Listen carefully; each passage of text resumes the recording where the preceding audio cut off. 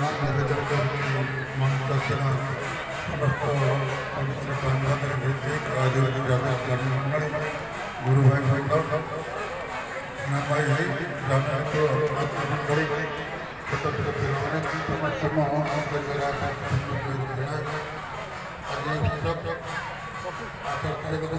आशीर्वाद गणतंत्र जाऊँ ये उत्सव स्मरणिका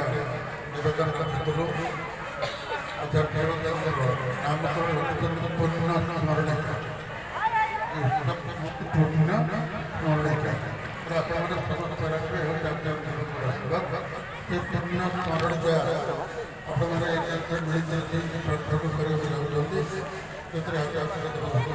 खुशी है 1964 मसीहा जून 26 तारीख से दिन 11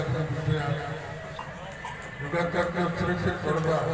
यही माटे पदार्पण कर उद्देश्य को प्रस्तुत करने पुणी एकत्रित जिला स्तर एक उत्सव पालन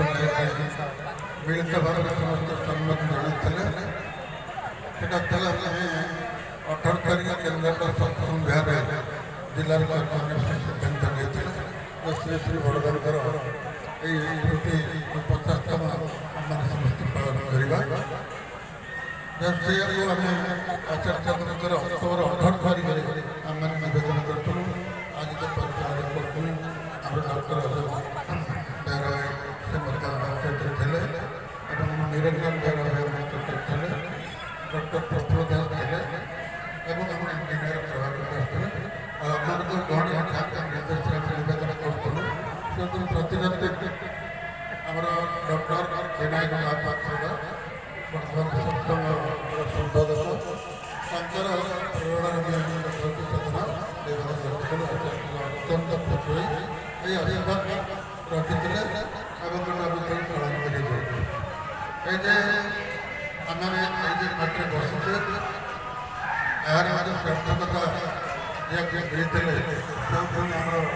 आम सप्रतिनिधि बाबाजी शरण साहू से गहन नहांती प्रचेषार ये स्वास्थ्य शिविर गढ़ी उठीला स्वास्थ्य शिविर गढ़ी उठीला गोटे भुवनेश्वर नाला नाला भुवनेश्वर रसुरोड स्वास्थ्य शिविर गढ़ी उठीला उद्बोधन करते जून 25 तारीख अमीराद प्रतिष्ठा करते जून 26 तारीख जहाँ आज आम समस्त गोटे एकत्रित ये बरदान स्मृति आमर उत्तरदायित्व मानक जीवंत कर रखापी आम समस्ते पुणी प्रचेषा करुचे ये आम मान गण नहांती यही अंचल अनेक भक्त लोग थे नाम समस्त नाम कहले भूल हो ये श्रीधर सामल भाई आम गण नहांती जहाँ प्रेरणा को ठाकुर दीक्षा ग्रहण करते नीतिक भाव सब सब हो पारती किंतु श्रीधर सामलंकर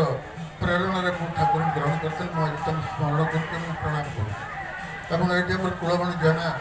जड़े थे ठाकुर पवित्र पांचगर जाजत एवं माँ अत्यंत महर्षि महिला थे जहाँ गोटे सेवार बाबाजी साहू ये अंचल रही हूँ जिलार आज खुशी गर्व अनुभव करुचे ये बसंत बसंती आचार्य विष्णुचरण बसंती आचार्य मान गण नहांती प्रफुल्ल चंद्र परिड़ा चंडियापल्ल से गण सत्यनारायण चौधरी आम गण नहांती ये शक्ति कुमार दास सप्रतिनिधि ये जम्मू अंचल से अंचल अच्छी मैंने कम करते नहांती जहाँ मुझे प्रणाम करुच्ची प्रचेषा आमको आज ये बसवा सुযোগ देती जहाँ आम जीवन अनेक समस्या अनुभूति अच्छी से अनुभूति की संबल कर आम आग को जावा और आचार्य आम नवेदन करूँ ये उत्सव केवल नवेदन रखी नु ये अमीराबाद सत्संग विहार केमती गढ़ी उठब से उद्देश्य आम किसी दिन पूर्व किसी जमी किणवाई आम डॉक्टर विनायक महापात्र प्रेरणा देते से जमी किणा संपूर्ण होगापर आम जहाँ नवेदन करूँ तार स्वतंत्र रास्ता बाहर करने आचार्य निर्देश देते